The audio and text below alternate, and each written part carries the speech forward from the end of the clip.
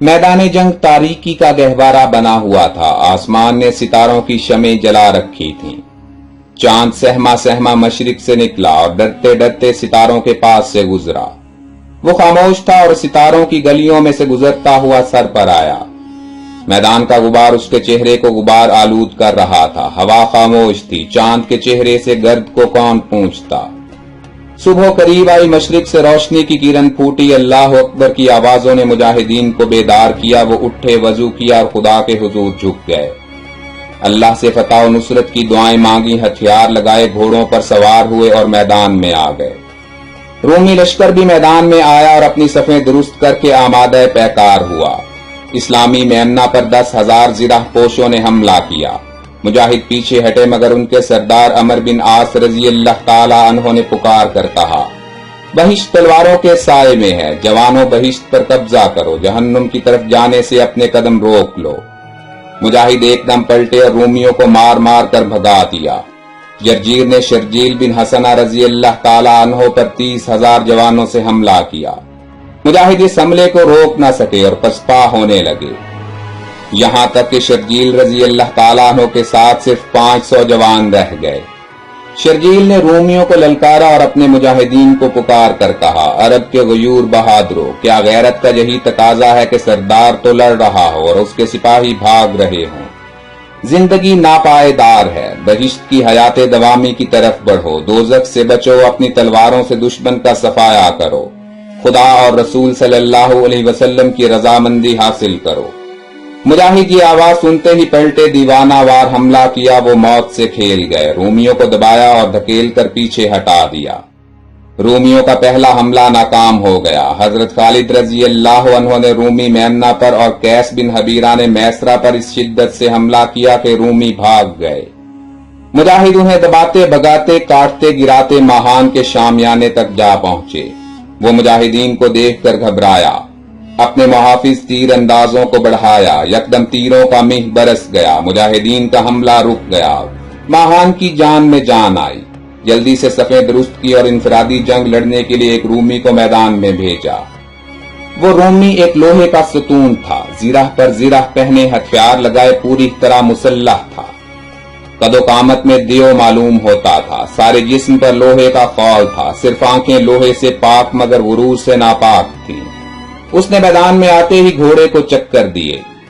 ذوالقلع حمیری رضی اللہ تعالیٰ عنہ میدان میں نکلے، رومی سے نیزہ بازی ہونے لگی، کسی کے زخم نہ آیا، نیزوں کی نوکیں ٹوٹ گئیں اور انہیں بیکار سمجھ کر پھینک دیا گیا۔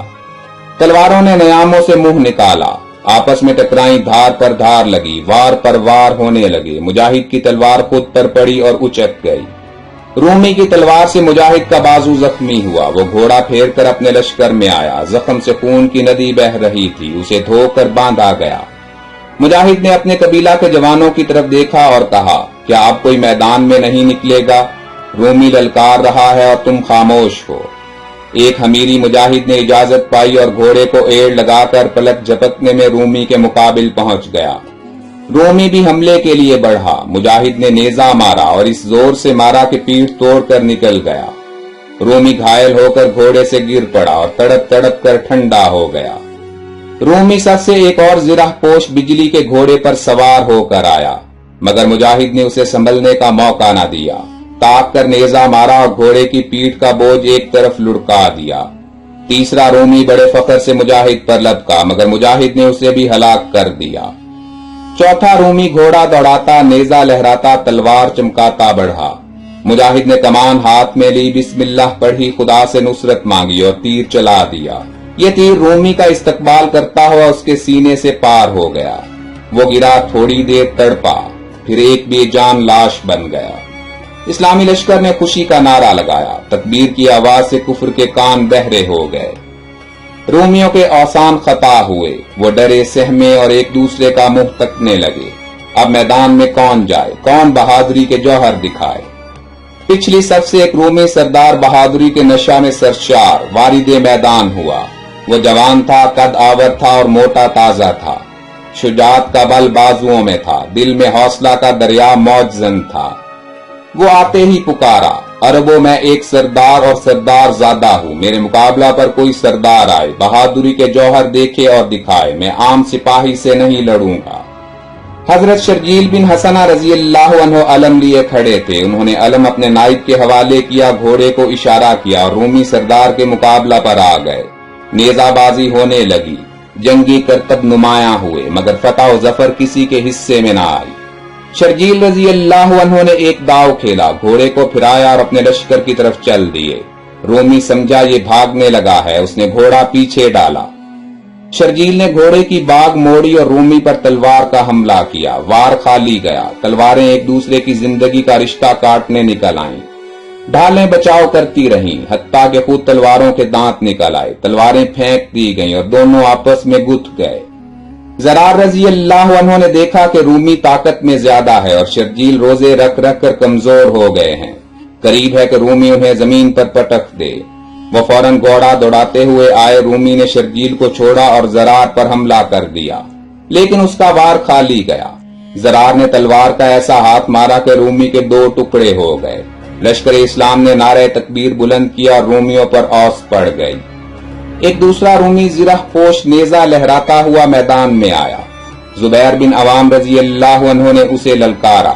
आते ही एक ऐसा हाथ मारा कि रूमी गाजर मूली की तरह कट गया। एक और रूमी जुबैर के मुकाबिल हुआ, वो भी मुजाहिद की तलवार का लुकमा बना। इसी तरह मुजाहिद के हाथों 4 रूमी यके बाद दीगरे मौत की आगोश में जा सोए। हजरत खालिद रजी अल्लाह अन्हु ने पुकार कर कहा, जुबैर वापिस आ जाओ, तुमने हैरत अंगेज कारनामा सर अंजाम दिया है, खुदा और उसके रसूल की खुशनूदी हासिल कर ली है। सरदार के हुक्म पर जुबैर वापिस आ गए। इतने में एक रूमी ने मैदान में आकर शोर मचाया, अरबो आओ तुम्हारा हौसला देखूं, तुम्हारी शुजाअत के पर कच्चे उड़ाऊं, तुम्हारी बोटियां चील कौवों की खुराक बनाऊं।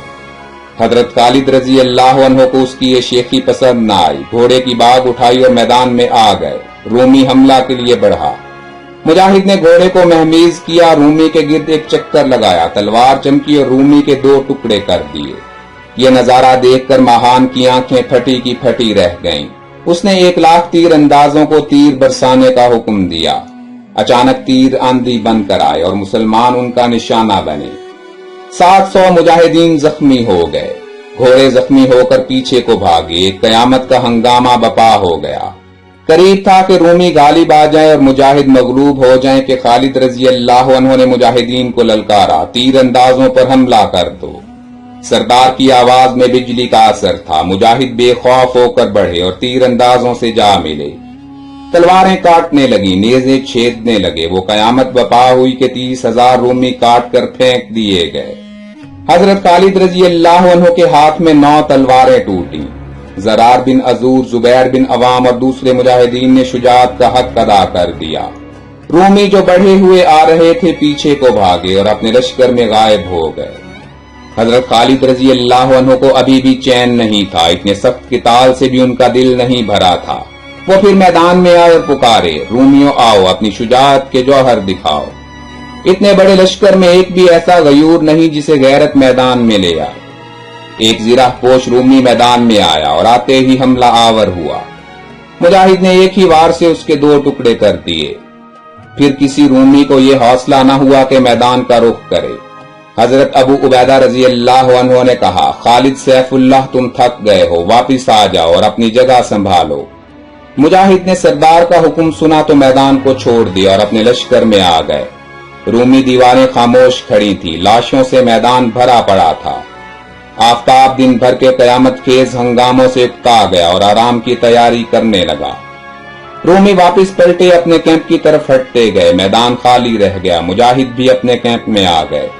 दिन भर की लड़ाई से थके हुए तो थे ही, नमाजें पढ़कर सो गए। हजरत अबू उबैदा रजी अल्लाह अन्हु खुद पहरा देने लगे। गश्त कर रहे थे कि 2 साए नजर आए। आवाज दी और पूछा, कौन हो? जवाब मिला, जुबैर और उसकी बीवी अस्मा बिनते अबी बकर। सिपा सालार ने पूछा, तुम इस वक्त क्या कर रहे हो? हजरत जुबैर ने जवाब दिया, लश्कर की निगहबानी। आज मुजाहिद थक गए हैं। हमने सोचा मैदान जंग है, अगरचे दुश्मन तंग है मगर मौका का मुतलाशी है। हम अपने लश्कर की निगहबानी क्यों ना करें?